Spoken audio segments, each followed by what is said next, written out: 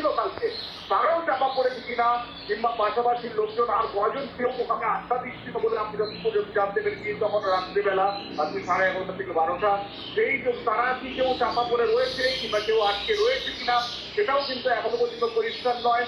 তবে তবে কাজ করতে গিয়ে যথেষ্ট বেগ পেতে হচ্ছে, কারণ পাশাপাশি বিল্ডিং এর পাশাপাশি এমন কোনো জায়গা নেই যে বিল্ডিং এর কোনো একটি একটা বিষয় যে এই অভিযোগ কিন্তু উঠছে যে পুকুর বা ডোবা এখানে ছিল।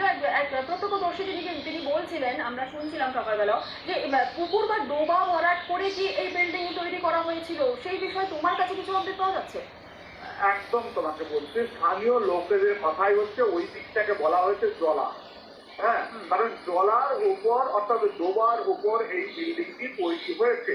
এবং তো তোমাকে সব থেকে বড় জানিয়ে রাখি যে এখানে শুধু এই বিল্ডিং নয়, পাশাপাশি 8 ফিট চওড়া 30 ফিট লম্বা 6 তলা বিল্ডিং এইরকমও হয়েছে।